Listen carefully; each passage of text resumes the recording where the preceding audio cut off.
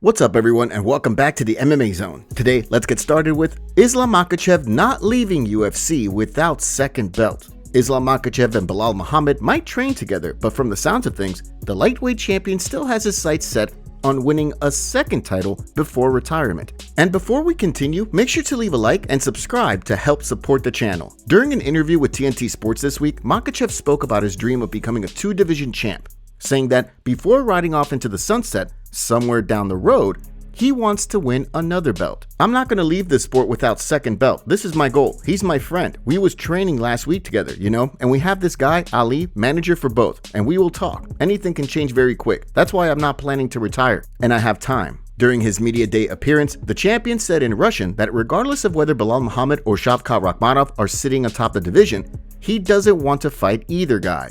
I know both guys. These are not the fights I would like. Both Belal Muhammad and Shavkat Rakhmonov both are world-class fighters with all the skills, and they're going to have a good fight coming up that I'm interested to see.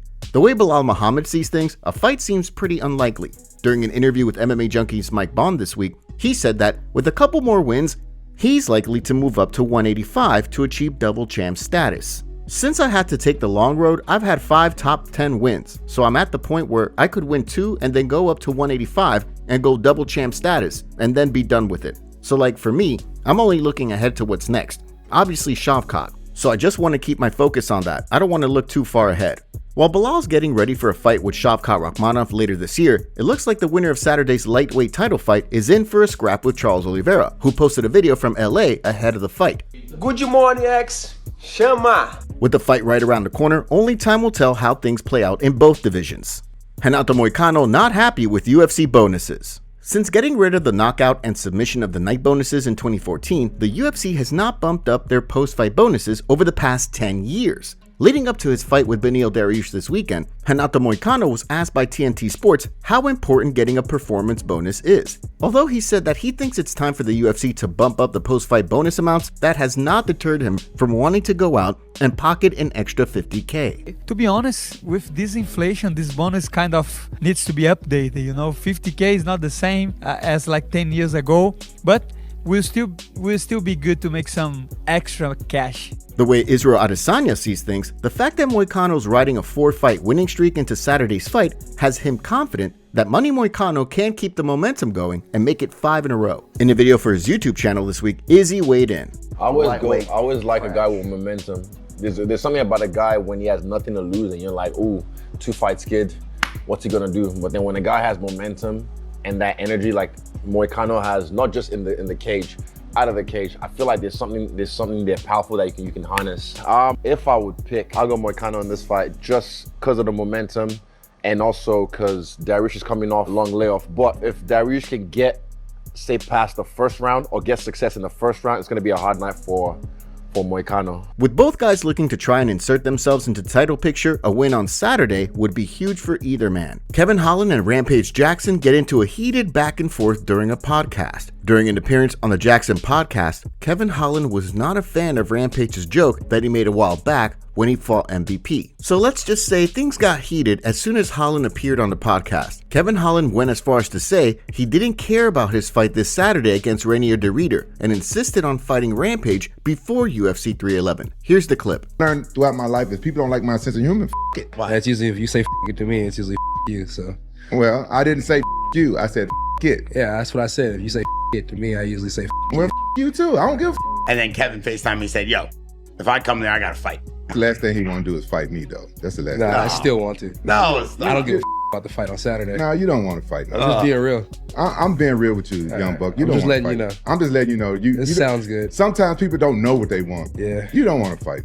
I think it's an ego problem. That's what I think. Think it's an ego problem? That's what I think. You say I don't have much of an ego. Since we've been honest. Unless we're sitting across the table, we're both shooting 45-70s and we're trying to see who can hit the target. I don't have much of an ego. Do you know what a 45-70 is? No, I don't. Okay, then you'll tell me something. Yeah, because you don't understand what a 45-70 is. He doesn't know what a 45. You're talking about ego. Now I'm giving you some ego. Okay. So, ego's when you don't understand what a 45-70 is. Okay, so that pisses me off. That pisses you because I don't know what a 45-70 is. That my ego a little bit. What type of man are you don't know what a 45-70 is? Because I don't know what a 45-70 is. Yeah, that's kind of. You shouldn't worry about ego. You should worry about being retired. UFC updates.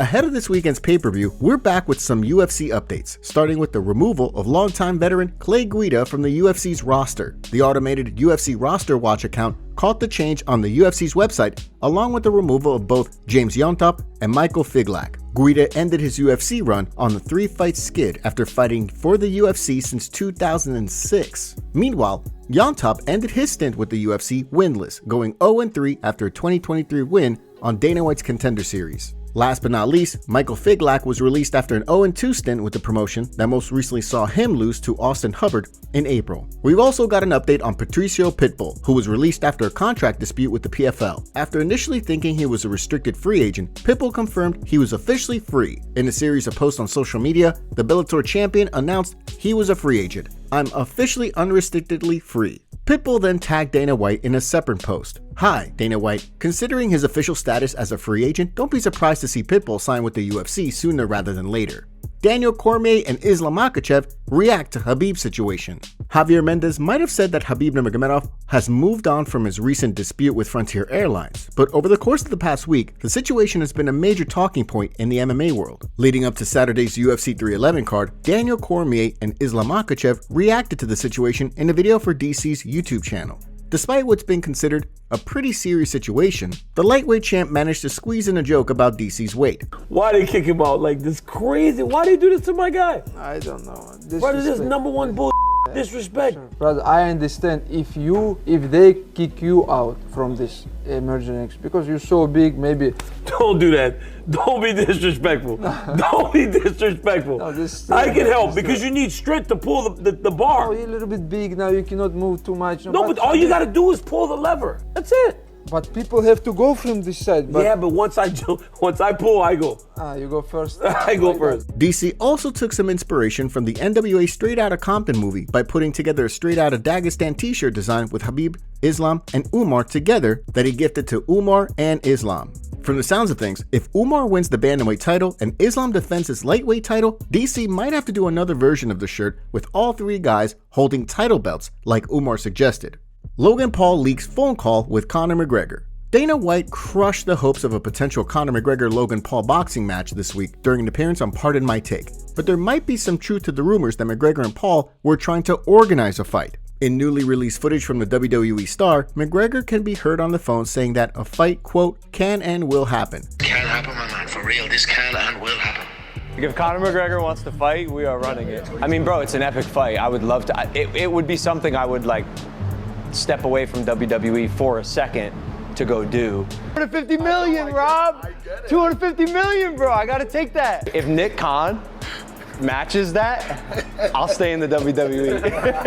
I think he's trying to pressure Dana into making it happen because he's owned by the UFC. Like, he can't let alone fight without them knowing. The big hiccup to a potential fight, of course, is the fact that the UFC would have to be involved considering McGregor's under contract with them. However, in the past, McGregor and Dustin Poirier talked about hosting their own exhibition MMA event back in 2020. So there might be a chance that McGregor tries to arrange an exhibition against Logan Paul without the UFC using some kind of contractual loophole. If not, it sounds like the hope for a McGregor return to the octagon has been pushed to the end of the year. But at this point, it feels like Dana White is saying the same thing every year. It always starts off with Conor returning later in the fall, and then eventually fall comes around and we get early next year and repeat. So most likely, Conor McGregor is not going to come back to the UFC anytime soon. And with all the things happening in Conor's life right now, with the Miami Heat accuser filing a lawsuit just this week, and Artem Lobov versus Conor McGregor case starting off soon, things are not looking good for Conor. MMA community concerned for Merab Dvalishvili after injury. Merab Dvalishvili might be just days away from his first title defense, but leading up to the scrap, it looks like the champion is still healing up from a gnarly gash on his shin that required a bunch of stitches. Fans noticed that during his fight week photo shoot, Dvalishvili's right shin looks like it still has a pretty noticeable mark that's healing. Leading up to the fight, the champion has talked about an injury that he's been dealing with in training, saying that it was hard to train at 100% because of an undisclosed injury he plans on revealing after the bout. Although he hasn't specified the injury yet, fans think it has to do with the cut on his shin. It was affecting my training. I will post it after the fight, but training was difficult because of this injury. But I'm good. I'm ready now. It's all good. About a month ago, Merab showed off the injury in a video, leaving all of his training partners stunned. I think then, yes. Yeah, let me show you. Whoa! Whoa! Oh! 아니 근데 지금 여기 이거 지금 약간 부었어. 이거 굶은 거 아니야 이거? 부었는데? Now, heading into UFC 311, the MMA community is concerned about Merab dealing with this horrible cut. Many people are pointing out that this is the same treatment that Aljo received from the UFC, saying things like Merab is being rushed into this fight. Now, the initial report was Dana White saying Merab rushed into his office saying he wants to fight Umar in January, but Merab came out in an interview a couple of days after Dana White announced the fight and told everyone a different story. In an interview with Ariel Helwani, Merab said that he was planning on taking 4 to 5 months away from the UFC to travel and celebrate his birthday for the first time, but Dana White said that they needed Merab to fight in January on UFC 311, so that Islam Makhachev and Umar Nurmagomedov can be on the same card. So basically, UFC needed me in January because they needed like Umar to fight with Islam, and I step up. I'm a company man, and I go office, and yes, I said, okay, I step up, and I said, okay, I'm just tired, and then okay, we can fight. Even though I was coming from injury, I was taking antibiotics, whatever, and.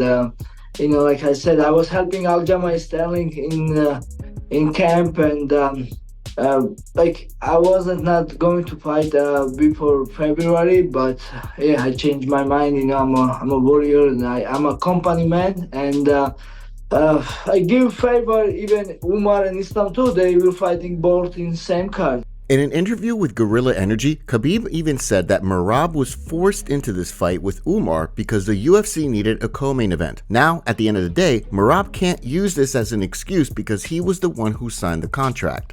So with all that being said, it looks like the MMA world is concerned about Merab's cut, some even worrying that the cut looks to be infected. One member of the MMA world alleged that the champion was battling a staph infection, Merab showing off his staph infection. Big Wood, maybe clean your mats once in a while. In response, Wood, who is Merab's coach, wrote, "You're an idiot." The fan then replied, "You lack integrity, way to look after your fighter, as long as you get that 10% from him." Wood then fired back, "You definitely know what you're talking about. We only clean the mats 3 times a day and have a cleaning crew come in every night. Jack."